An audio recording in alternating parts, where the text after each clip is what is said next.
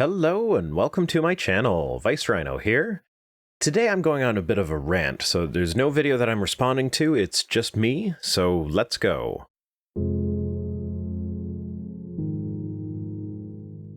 All over the news and social media lately has been the recent grand jury report coming out of Pennsylvania about the sexual abuse of children by Catholic priests. This is far from the first time the Catholic Church has been found to be covering up for their priests who are caught abusing children. A man named Joseph Ratzinger, when he was a cardinal, from 2001 onwards, was given the job as head of the Sacred Congregation for the Doctrine of the Faith of covering it up. I mean, we now have the letters that he wrote in that capacity to every bishop in the church, saying, in effect, this is all to be kept within our own conclave. Sometimes by slandering and intimidating the victims and their families, sometimes moving the priests into a different parish where they can start the whole thing over, sometimes even going to the lengths of moving the priest to a different country to evade law enforcement. In fact, I don't recall ever seeing a single investigation into the church that hasn't confirmed widespread sexual abuse within the church. I asked my Twitter followers if they had, and the closest response was a hearsay story about how this person's boss claims that the priest was falsely accused and was found innocent when video of the incident surfaced. So, granting this, that's one priest who was once found innocent compared to the plethora of incidents all over the world where they were not innocent, in Australia, Canada, the US, Austria, Ireland, India, Poland, and more. If there had been a case where the church was not found to be complicit or the priest was found innocent, please let me know and provide sources, but right now, it looks like you could just pick any random diocese of the Catholic Church, start an investigation, and you'll find people who have been abused and will find that the church worked to cover it up. I recently tweeted that a good solution to this problem would be to castrate everyone in the church who is supposed to remain celibate with a dull, rusty knife. For this tweet, I received a surprising amount of criticism. I thought it was rather obvious hyperbole meant to show my absolute disgust at the church, but some people seem to be taking it rather seriously. So here I will clarify. I actually do think that if the church were to institute a policy of castration for their officials who are supposed to remain celibate, it would solve the problem.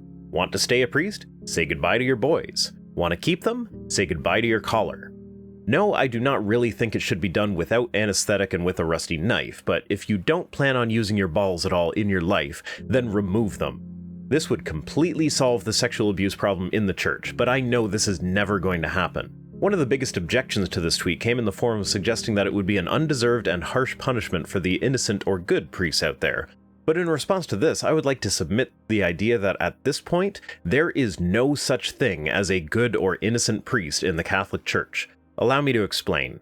Anyone who knows anything about the Catholic Church at this point knows that there is a problem of sexual abuse in the church. It is next to impossible to have not heard at least one of the myriad reports of how the church protects its pedophiles and moves them around when they start to be suspected and keeps them in positions that involve contact with children, and does their best to evade the law, both by refusing to report abuse and by moving the priests to safer jurisdictions when they are caught with their frocks down. And in the rare instances where they actually defrock a priest, they do things like, I don't know, write them a glowing letter of reference so they can get a job working around kids at Disney World. Great. So it can be assumed then that every single priest in the church is at least aware of some of the scandal that's going on right now. And then even if the priest has the best intentions in the world, he still passes the collection plate, asks parishioners for their money, and then passes this money on to the main church governing body where he knows that at least a portion of it will be used to protect a pedophile somewhere. A truly good priest would, at this point, keep all the collection money in their own church, essentially boycotting the Vatican by refusing to send them money until they stop protecting their pedophiles. But to the best of my knowledge, no church has done this. And even if they claimed to be doing this, unless they also opened their books to inspection, we would have no way to verify it. So the supposedly good priests are still funneling money into the organization that they know are trying to sweep truly heinous crimes under the carpet. But I suppose they just trust that the Vatican is being honest when it says it needs to reform and is on the side of the victims.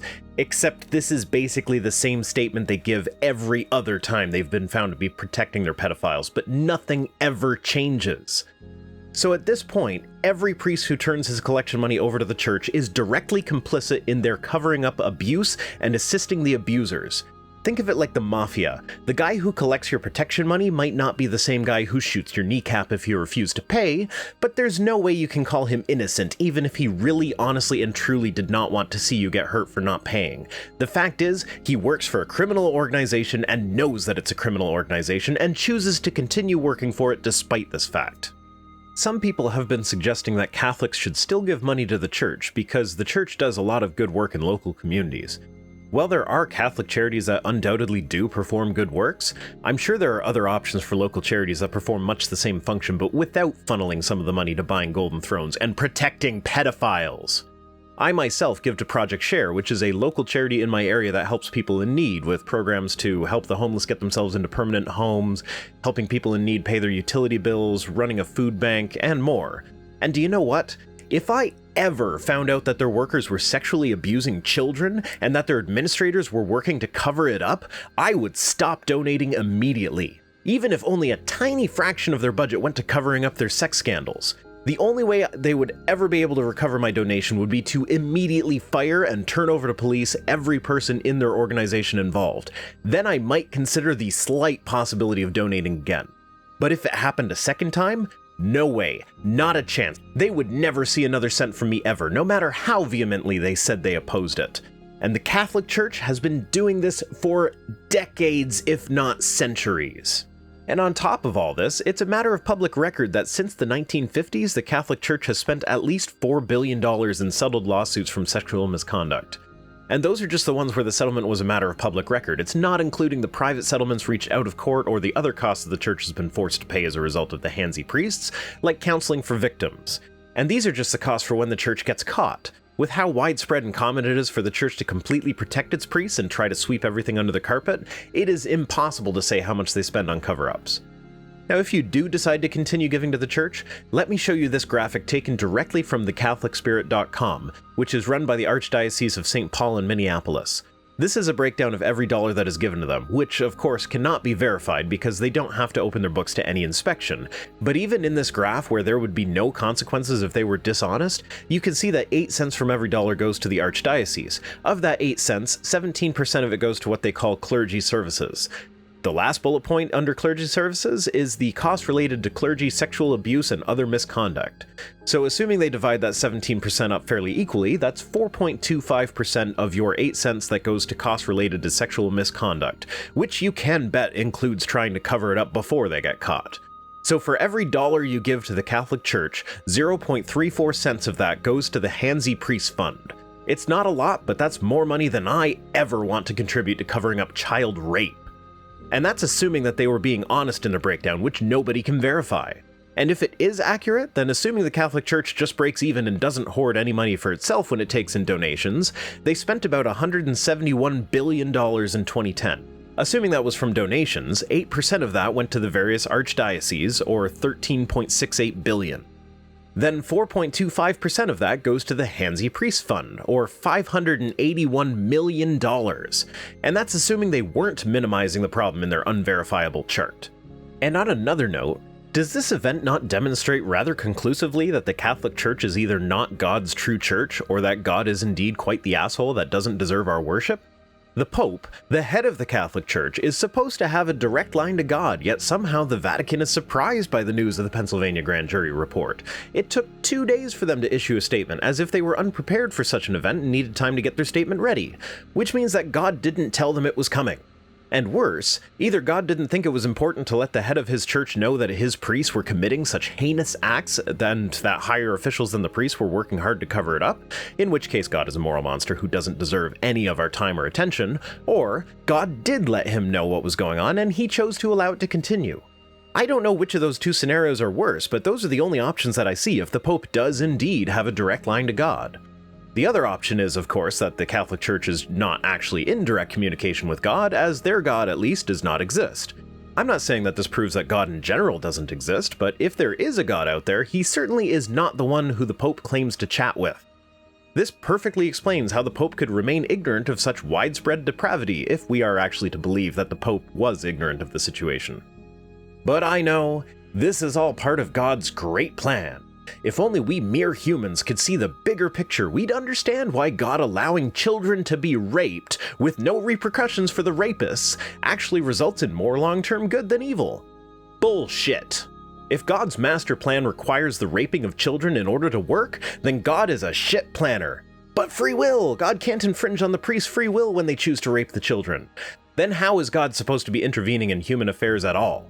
Seriously, if God can't intervene when priests are raping children because the priest's free will needs to be protected, then what makes anyone think he would interfere with free will to, I don't know, make a football player choose to pass at that time that is most beneficial to the team because someone prayed that their team would win the game? Or interfere with your free will to make you choose to look where your keys are? Anytime God intervenes in human affairs, somebody's free will is violated, so why is he unable to violate the priest's free will to protect the children? And what about the statement, the ends don't justify the means? This is the argument by which some people will say they would not kill baby Hitler because the ends of stopping the Holocaust do not justify the means of murdering a baby. I understand that this is not a universally accepted idea, but it is an official position of the Catholic Church, as found in the Catechisms of the Catholic Church, number 1759, quoting Thomas Aquinas. An evil action cannot be justified by reference to a good intention, or the end does not justify the means. So if the ends do not justify the means, then what could God's justification for allowing child rape to be such a prominent and widespread part of his church possibly be? Even if I grant that in the long run more good will come of this than evil, why would this justify the evil in direct opposition to the official Catholic position that the ends don't justify the means? I am tired of seeing news stories about children being abused in the worst possible ways. I am tired of seeing the Vatican issue statements about how much they oppose the sexual abuse of children with their left hand while enabling and supporting the abusers with their right. I am tired of people defending an organization that routinely and repeatedly protects child molesters. I'm tired of this medieval organization ruining people's lives in the name of their God. I'm tired of the church being allowed to hide everything it does with its donations because society gives automatic respect and trust to any organization that claims to be doing God's work. And I'm tired of people being shocked when they find out this trust has been violated. Thank you for watching.